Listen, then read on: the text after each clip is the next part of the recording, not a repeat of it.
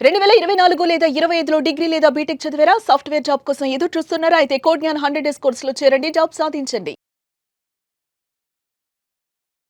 జాగరణ ప్రతి ఒక్కరికి తెలిసిందే.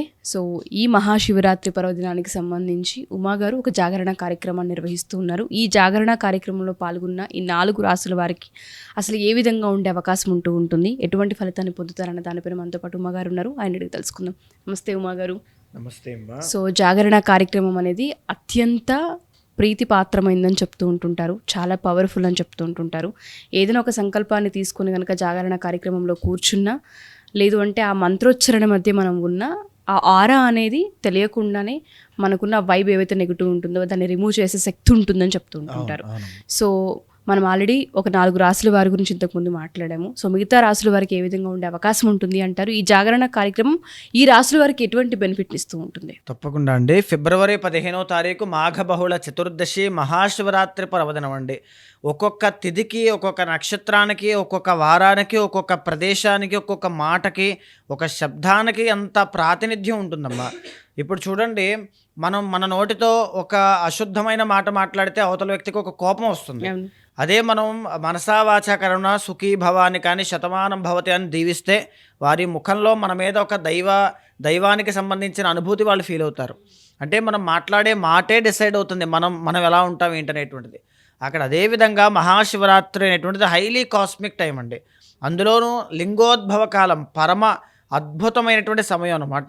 12:09 దగ్గర నుంచి 12:58 దాకా ఉన్నటువంటి లింగోద్భవ కాలంలో ఏ మానవుడైతే తన యొక్క జీవితంలో తన యొక్క సమయాన్ని భక్తిపూర్వకంగా జపము కానీ, ధ్యానము కానీ, హోమము కానీ, అభిషేకము కానీ, లేకపోతే ఏదైనా పర్వాలేదండి, ఎలా అయినా పర్వాలా, శివుడికి సంబంధించిన సేవ కనుక మీరు చేసినట్లయితే మీకున్నటువంటి కర్మ అంతా కూడా ప్రాయశ్చిత్తం అవుతుంది. అంత గొప్పదైనటువంటిదండి. సో ఈ 4 రాశుల వారికి కనుక మనం చూసుకుంటే ఏ విధంగా ఉంటుంది అంటారు? ముందుగా సింహరాశి మనం తీసుకుంటే అమ్మా, వీళ్ళకి ఆల్రెడీ అష్టమ శని నడిచిందండి. ఇక్కడ మనం చూస్తే అండి, శని, అష్టమ శని, ఏలినాటి శని, ఇలాంటి శని శని శని ఎందుకు అంటే, శని చేసేటువంటి తప్పు ఆయన ఏదో మనం నిందించడం కాదండి. శని ఒక కర్తవ్య కారణం. ఒక్కొక్క గ్రహానికి ఒక్కొక్క రెస్పాన్సిబిలిటీ ఉంటుంది. అలాగే శనికి కర్మకి సంబంధించిన రెస్పాన్సిబిలిటీ అయింది. మనం చేసుకున్నటువంటి కర్మకి రిఫ్లెక్షన్గా పాపానికి ఆ కష్టాన్ని అనుభవించేటువంటి కర్తవ్యము, బాధ్యత ఆ కర్త శని భగవానుడు. అలాంటి శని మనకి ఎంత కర్మ ఉంటే అన్నే కష్టాలు ఇస్తారు, ఏమీ లేకపోతే ఏమీ ఉండదు. అలాంటి కర్మని ప్రాయశ్చిత్తం చేసుకోనాయనా అని చెప్పి మనకి పదే పదే ఏదో ఒక విధంగా గుర్తు చేస్తూ ఉంటారండి. అది కష్టాల రూపంలో, మానసిక ఒత్తిడి రూపంలో, అప్పుల రూపంలో, యాక్సిడెంట్స్ రూపంలో, మాటల రూపంలో ఎవరైనా చెప్పడం కావచ్చు, ఏదో ఒక విధంగా. సో సింహరాశి వాళ్ళు ఖచ్చితంగా కర్మ నుంచి బయటికి రావాలి అనుకుంటే, శని యొక్క ప్రభావం నుంచి బయటికి రావాలి అనుకుంటే మహాశివరాత్రిని సద్వినియోగం చేసుకోండి.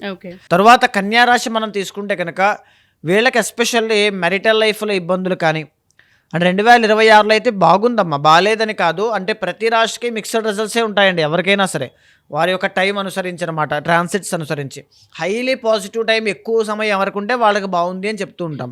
సో కన్యారాశి వాళ్ళకి బాగుంది. బట్ అయినప్పటికీ కూడా మనీ ప్రాబ్లమ్స్, డబ్బు లేక ఇబ్బంది పడడం, వ్యాపారంలో నష్టాలు చూడడం, ఆర్ లేకపోతే మెరిటల్ లైఫ్లో ఇబ్బందులు పడడం లాంటివి ఎవరైతే ఫేస్ చేస్తుంటారో కర్మ యొక్క ప్రభావం అండి.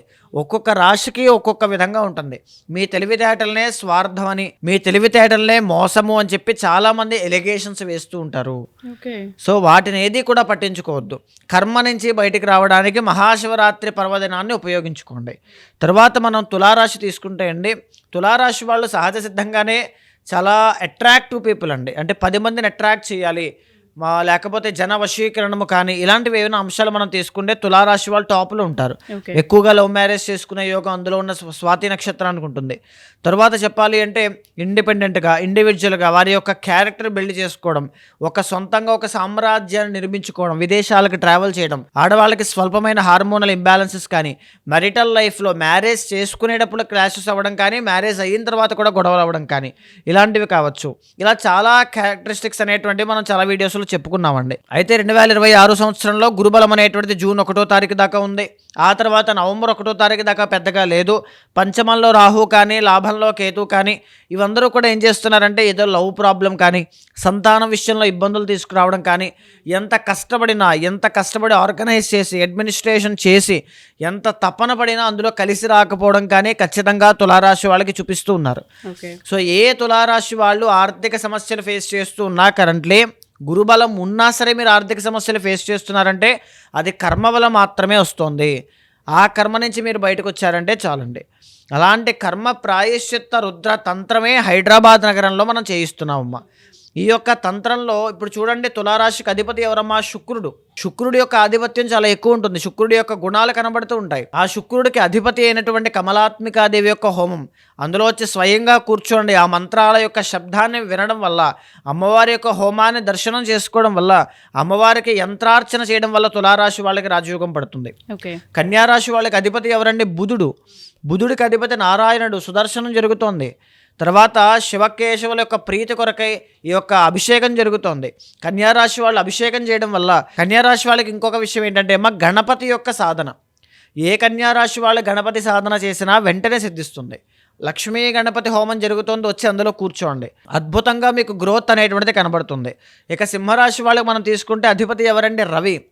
రాజశ్యామల జరుగుతోంది. గ్రహాల్లో రవిగ్రహానికి ఆధిపత్యం రాజశ్యామలాదేవి, శ్యామలాదేవి, మాతంగిదేవి. అందులో రాజశ్యామల అమ్మవారి హోమం జరుగుతోంది. ఎప్పుడైతే రాజశ్యామల చేస్తారో రాజ్యాధికారం, పదవీ యోగం, ఉన్నతమైనటువంటి స్థాయికి వెళ్ళడం, మంచి ఆరోగ్యం రావడం, కాన్ఫిడెన్స్ లెవెల్స్ అనేటువంటివి పెరగడం, ఏదైనా అనారోగ్య సమస్యలు దీర్ఘకాలికంగా ఇబ్బంది పెడుతుంటే వాటి నుంచి బయటకు రావడం.